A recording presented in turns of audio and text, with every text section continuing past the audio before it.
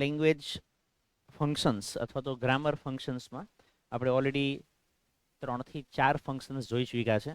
આપણે લાસ્ટ લેક્ચરમાં પણ નાનો વિડીયો હતો, 10-15-20 મિનિટનો જ વિડીયો હતો, અને ટોકિંગ અબાઉટ ફ્યુચર એક્શન અથવા talking about future plan, future શબ્દ આપણા માટે તો મહત્વનો છે. આની ચર્ચા ઓલરેડી કરી ચૂક્યા હતા.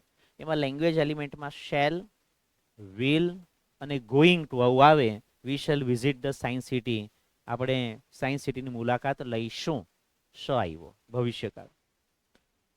હી વિલ નોટ ઇન્વાઇટ હર, પેલો છોકરો પેલી છોકરીને ઇન્વાઇટ કરશે નહીં, આમંત્રણ આપશે નહીં. એમાં પણ છેલ્લે શ આવ્યો. ફ્યુચર શેલ વિલ આવ્યું એટલે ફ્યુચર એક્શન.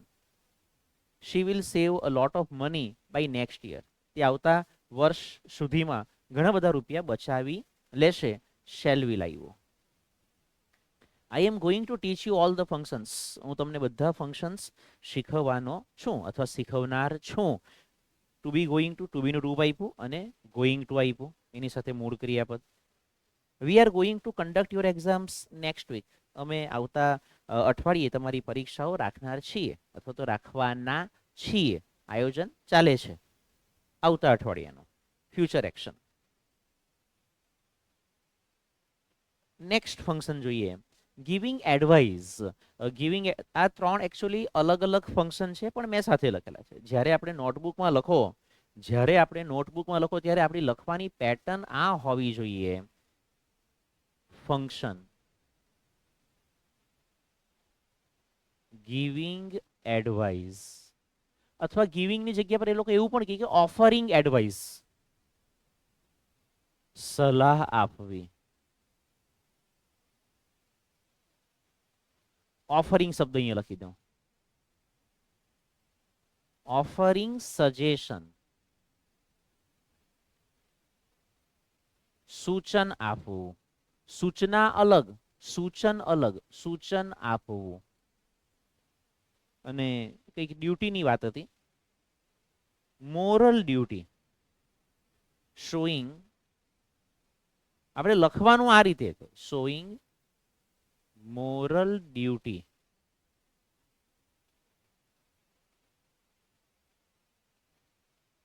નૈતિક ફરજ દર્શાવવી, ભાઈ તારે આવું કરવું જોઈએ. સલાહ, સૂચન, ફરજ, તારે આવું કરવું જોઈએ, તારે આવું નહીં કરવું જોઈએ. આપણે ગરીબોને મદદ કરવી જોઈએ, આપણે પાણીનો બગાડ નહીં કરવો જોઈએ, આપણે સવારે વહેલા ઉઠવું જોઈએ, તારે વધારે મહેનત કરવી જોઈએ. નૈતિક ફરજ, સલાહ, સૂચન કે તારે આવું કરવું જોઈએ, આવું નહીં કરવું જોઈએ. પછી એક લીટી છોડીને આપણે લેંગ્વેજ એલિમેન્ટ, લેંગ્વેજ અલગ અલગ પબ્લિકેશનમાં અલગ અલગ, કદાચ તમે લેંગ્વેજ એલિમેન્ટ અથવા તો આની જગ્યા પર કીવર્ડ શબ્દ પ્રયોગ કરી શકાય, અથવા તો કેટલાક લોકો ઇન્ડિકેટર શબ્દ પ્રયોગ કરતા હોય, ઇન્ડિકેટર, અથવા ફંક્શનલ વર્ડ્સ,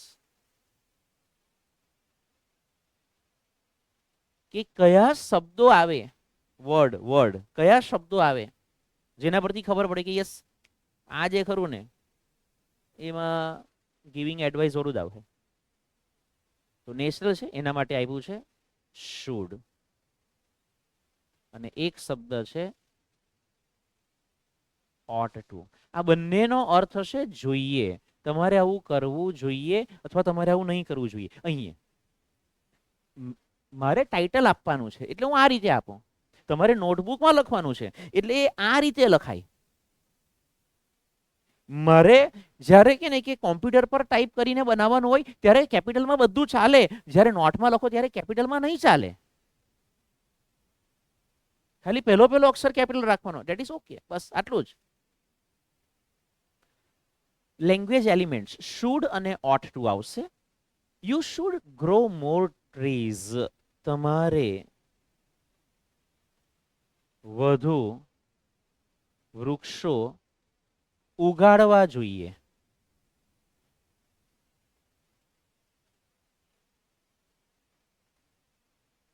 શુડ આવ્યું એટલે એડવાઇસ, સજેશન અથવા ડ્યુટી, સલાહ, સૂચન કે ફરજ.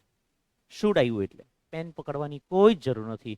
Guddu is poor in his studies. Guddu એના અભ્યાસમાં ગરીબ છે એવું નહીં, ગુડ્ડુ એના અભ્યાસમાં નબળો છે. He should work hard. આખું જ લખીએ. ગુડ્ડુ એના અભ્યાસમાં પુઅર એટલે કે નબળો છે. He should work hard.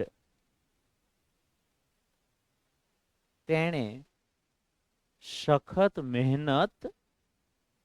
મહેનત કરવી જોઈએ. સમજી ગયા? ચાલો, સરસ.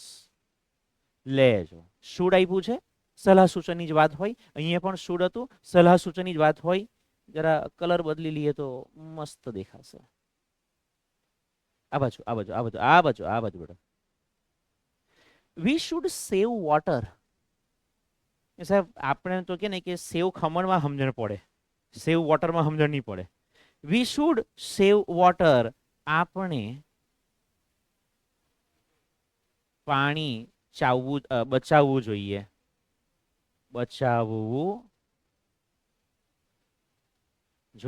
આમાં પણ શુડ આપેલું છે. આ કીવર્ડ આના પરથી ખબર છે. શુડ આપેલું છે. People should not throw rubbish in public places. લોકોએ પબ્લિક પ્લેસીસ જાહેર સ્થળોમાં અથવા જાહેર સ્થળો પર રબીશ એટલે કે કચરો ફેંકવો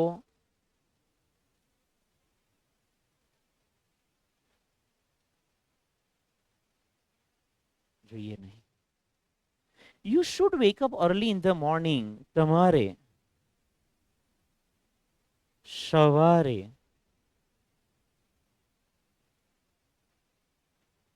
વહેલા ઉઠવું જોઈએ. બધામાં જોઈએ આવે જ. શુડ આવ્યું એટલે જોઈએ. આવું કરવું જોઈએ, આવું નહીં કરવું જોઈએ. સલાહ, સૂચન કે ફરજ. નેક્સ્ટ હજુ બીજા બે ચાર વાક્યો. You should read English newspaper. Should આપેલું જ હોય.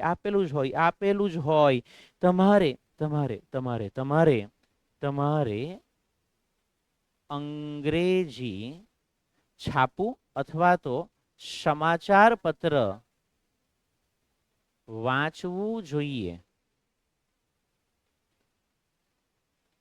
Everyone should respect our national flag. દરેક વ્યક્તિએ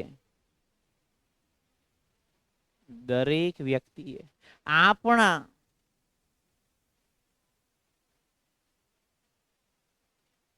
રાષ્ટ્રધ્વજને રિસ્પેક્ટ એટલે કે માન સન્માન આપવું જોઈએ. Bike riders should wear a helmet. Bike rider દ્વિચક્રી વાહન ચાલકે હેલ્મેટ એટલે સુરક્ષા કવચ,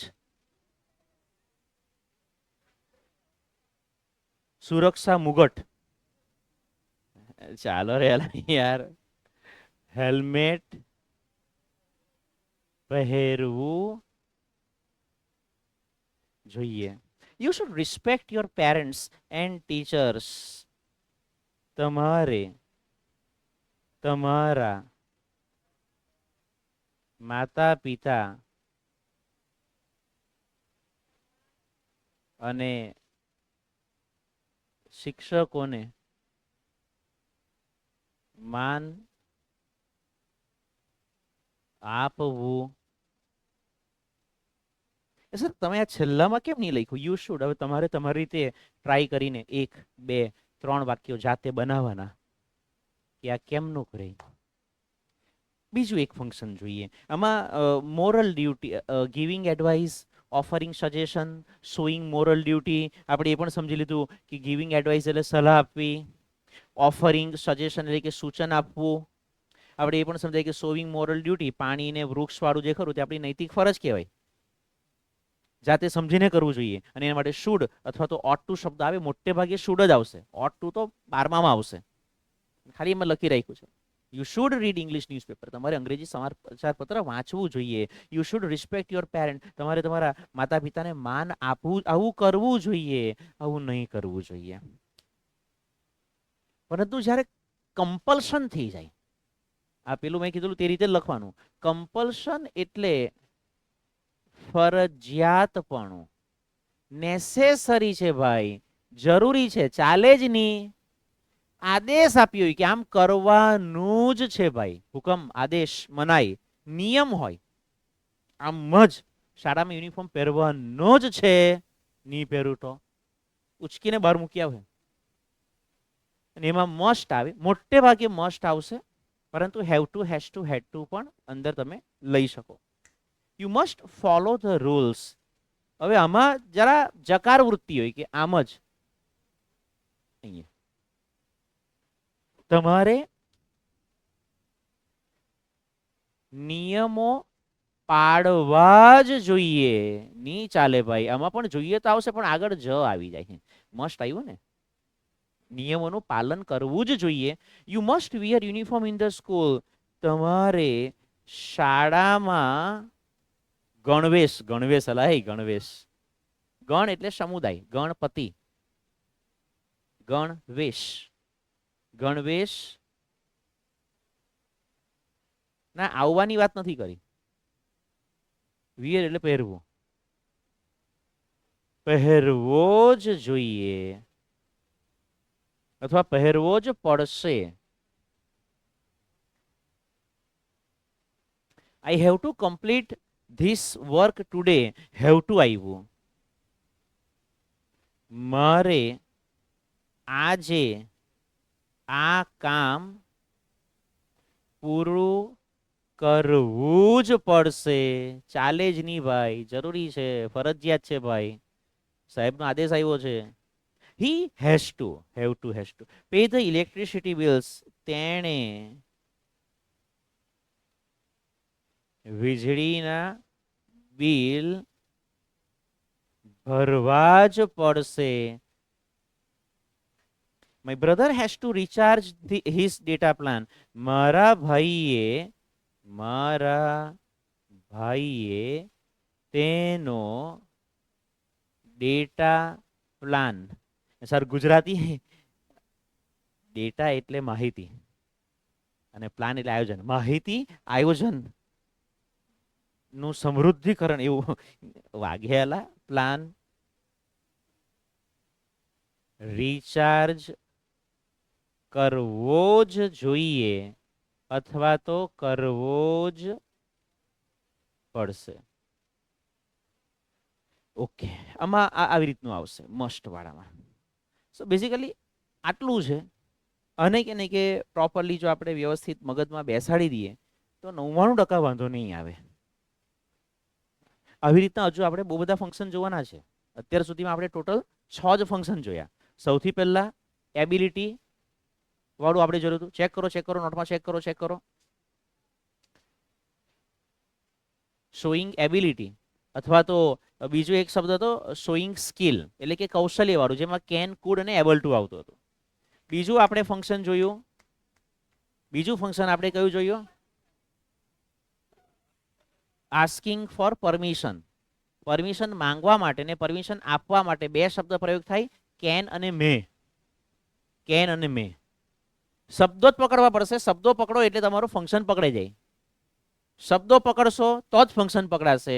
શબ્દો જો આ નહીં વાંચ્યા, નહીં મોઢે કર્યા તો ગયું કામમાંથી. કાં તો 9 થી 10 માર્ક બેઠા આવશે, ક્યાં તો 9 થી 10 માર્ક બેઠા જ જશે. Choice is your. 50 માંથી 10 માર્ક આના છે, 50 માંથી 10 માર્ક આના છે. તમે જે કે નહીં કે 20-22 પર રખડિયા કરતા હોય, 25 પર રખડિયા, સીધા 35 પર. તમે આશા રાખી હોય કે મારે 45 લાવવા છે, આ ટોપિક કાચો રહી ગયો, સીધા 45 ની જગ્યા પર 35, 30, 32 ની આસપાસ આવી જશો. ત્યારબાદ ત્રીજું ફંક્શન આપણે જોયેલું હતું કે પોસિબિલિટી, શક્યતા અથવા સંભાવના દર્શાવવા માટે આપણે મે અને માઇટનો ઉપયોગ કરેલો હતો. ઇટ મે રેન ટુડે, આજે કદાચ વરસાદ પડે પણ ખરો. India May win the match, Bharat કદાચ મેચ જીતી પણ જાય.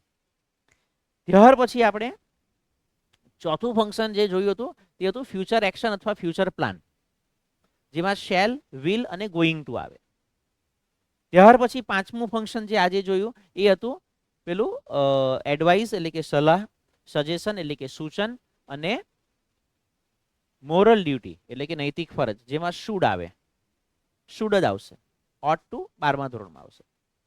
છેલ્લું ફંક્શન જે અત્યારે જોયું તે આપણે જોયું કમ્પલ્સન, ફરજિયાતપણું, નેસેસરી અથવા નેસેસિટી, જરૂરી છે ભાઈ, આમ જ કરવું પડશે, ચાલે જ નહીં, તેનામાં મસ્ટ અથવા તો હેવ ટુ, હેડ ટુ આવે.